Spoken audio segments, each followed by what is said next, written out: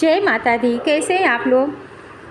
रक्षाबंधन की ढेर सारी शुभकामनाएं। रक्षाबंधन का त्यौहार एक बहुत महत्वपूर्ण त्यौहार है। इसकी कुछ कहानियां हैं पहले के, जो कि आज की नहीं है, बहुत पहले की। इसका ये अर्थ होता है कि ये त्यौहार आज से नहीं मनाई जा रही है, सदियों से मनाई जा रही है। ये भाई बहन का जो पवित्र रिश्ता है ना, ये बहुत ही महत्वपूर्ण रिश्ता है। भाई और बहन एक दूसरे के साथ एक धागे के बदले में कितना वचन लेते हैं अपनी बहन की रक्षा करने के लिए। जैसे कि एक कहानी आता है रक्षाबंधन में, कि रक्षाबंधन की जो बात होती है, इसकी संस्कृति जो है ऐसी है कि ऐसी एक कहानी है इंद्र की पत्नी सची की, जिन्होंने शक्तिशाली राक्षस राजा बलि के खिलाफ युद्ध के दौरान इंद्र की कलाई पर रक्षा के लिए एक धागा बांधा था। यह कहानी बताती है कि पवित्र धागे का इस्तेमाल संभवतः प्राचीन भारत में ताबीज़ के रूप में किया जाता था, जो युद्ध में जाने वाले पुरुषों को सुरक्षा प्रदान करता था। और यह केवल भाई बहन के रिश्ते तक के सीमित नहीं था। ठीक है, भागवत पुराण में और विष्णु पुराण की यह एक कथा बताती है कि कैसे भगवान विष्णु ने राजा बलि को हराकर तीनों लोकों पर विजय प्राप्त कर ली। जिसके बाद राजा बलि ने भगवान विष्णु से अपने महल में रहने का अनुरोध किया। भगवान विष्णु की पत्नी देवी लक्ष्मी इस व्यवस्था से सहमत नहीं होती है और राजा बलि को राखी बांधकर अपना भाई बना लेती है। इस भाव से प्रभावित होकर राजा बलि उनकी इच्छा पूरी करते हैं और माता लक्ष्मी को भगवान विष्णु से घर वापस आने का अनुरोध करती है। माता लक्ष्मी भगवान विष्णु से घर आने का अनुरोध करती है कि अब आप घर आइए। इस एक रक्षा बांधने की वजह से राजा बलि इतना प्रसन्न हो गए कि उनको ये चीज़ अच्छी लगी। ठीक है, एक अन्य कहानी में गणेश की बहन देवी मनसा रक्षाबंधन पर उनसे मिलने आती है और उनकी कलाई पर राखी बांधती है।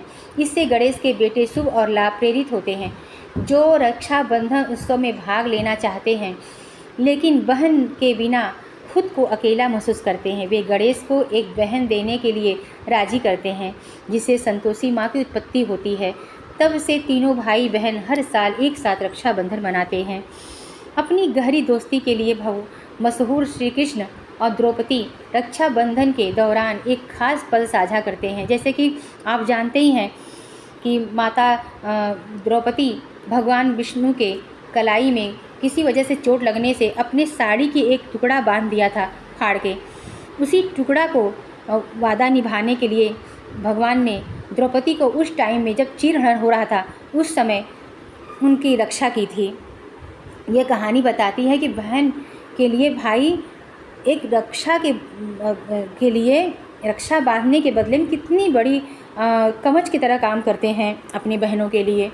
इसके अलावा महाकाव्य महाभारत में द्रौपदी ने श्री कृष्ण को राखी बांधी थी, इससे पहले कि वे युद्ध के लिए रवाना होते। इसी तरह पांडवों की माँ कुंती ने अपने पोते अभिमन्यु को युद्ध के लिए रवाना होने से पहले राखी बांधी थी।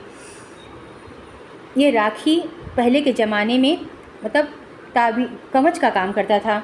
जैसे किसी को दुआ दे, एक रेशम का धागा बांधकर इस तरह से दुआ दे रहे थे, मतलब इस तरह से आशीर्वाद दे रहे थे।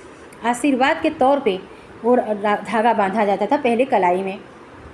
जब पुरुष युद्ध में जाते थे, भाई बहन या फिर माँ कोई भी हो, यह बहुत अच्छे ढंग से निभाते थे। भारत में विचित्र मतलब ये भारत के विभिन्न क्षेत्रों के किसान समुदाय के लिए राखी पूर्णिमा के दिन सांवड़ी का अनुष्ठान विशेष महत्व रखता है। बेहतर फसल के लिए वर्षा जल की प्रचुरता आवश्यक है। खेती किसानी के लिए पर्याप्त पानी मिलने के सबसे अच्छा समय मानसून होता है। इसलिए बिहार, मध्य प्रदेश और झारखंड जैसे राज्यों में किसान मिट्टी की उर्वरता के लिए उसे बहुत पसंद करते हैं। राखी के त्यौहार 2024 में भी यही उत्सव मनाया जाएगा। तो रक्षाबंधन का यह त्यौहार आप सभी लोग को बहुत सारी शुभकामनाएं।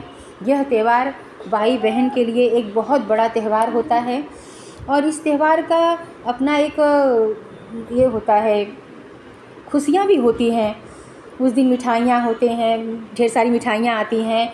बहनें अच्छे अच्छे कपड़े पहन के तैयार होती हैं और तैयार होके अपने भाइयों की कलाई में जब राखी बांधती हैं तो इसका कुछ अलग ही आनंद होता है।